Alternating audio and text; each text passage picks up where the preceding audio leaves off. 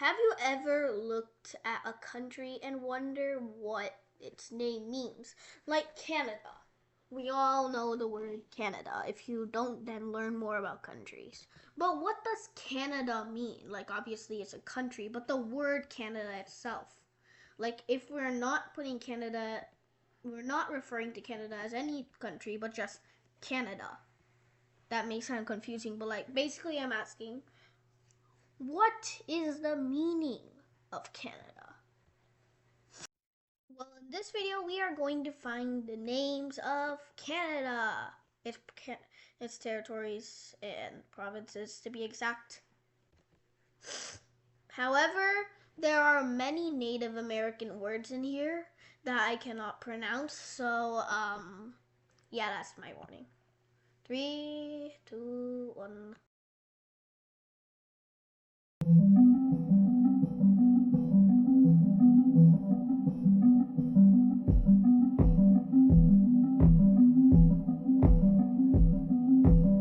Start this from north to south. Starting with Ontario. Ontario, the most populated state. And also the one that I'm probably going to make the most mistakes on because of the pronunciation. Okay, if you don't think I'm going to do anything bad with this. Ontario has two different meanings. Has two different ways it could have been. One. Yeah, I'm not pronouncing that. One means Great Lake, essentially, which would make sense considering it's literally above every single Great Lake. Number 2 is Canadario, which would mean sparkling water. Both of these obviously relate to the water and the lakes. This word, the full word Ontario, was used in the 17th century first when they decided to refer to it because lakes. Ontario actually borders 4 of the 5 Great Lakes. The 5th Great Lake, Mississippi, it does not because somebody likes to hog it. Next is Quebec. Quebec probably derives from Quebec or Quebec. Both of these, however, mean straight, so either way, we're getting the same thing, right? Anyway, this was because St. Lawrence River. Although, would it be called a strait if it was a river? Next is Manitoba. Manitoba is interesting. First meaning could be Manitou, Wapau, or just Manitoba itself, which means Straits of Manitou, the Great Spirit, he said as the comment section exploded. Then the next one is Manitoba. Yeah? Minnesota? Manitoba? Get it? Get it? Anyway, this meant Lake of the Prairie. Really, I thought it meant Minnesota. Next is Saskatchewan. Saskatchewan probably derives its name from the Saskatchewan River. Not really. That itself derives the meaning from, oh my god, Kisiskatchewani Sipi, meaning swift flowing river. And that was later turned into Saskatchewan because nobody wants to pronounce that. And then that later transitioned into removing the KIE and replacing it with the SA we know today. Next is Alberta. Alberta probably derives its name from Prince Louis Caroline, Alberta. Actually, not probably. That's exactly how it got its name. There are 6 Native American words here, 5 English words, and 2, interestingly, Latin words. This is the first English word. The name Alberta itself is a feminine Latinized Albert. Albert being the princess's father. Next is British Columbia. This is fairly easy. British Columbia gets its name from British Christopher Columbus. Basically, the Cascadia region was jointly occupied by both the USA and the UK, so they both owned it at the same time. But most Americans lived in the South American Columbia, while most British, well, they were Canadians, but we don't talk about that, lived in the British Columbia. However, when they split this, American Columbia turned into Oregon country, later Oregon Territory, but British Columbia stuck. Thus, the flag, which was hydraulic compressed onto what could have been a very good flag. Time for Nova Scotia, our first Latin word.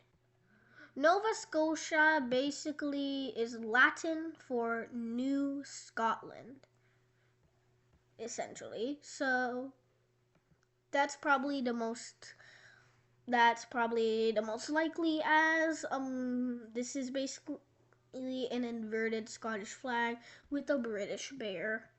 Lion. However, it could also derive from Nova Scotia. I have no idea what that means, but still. That break from straight borders wasn't enough. I need more. New Brunswick. Well, New Brunswick is fairly easy. New Brunswick is basically New Hanover. This itself is from the Holy Roman Empire.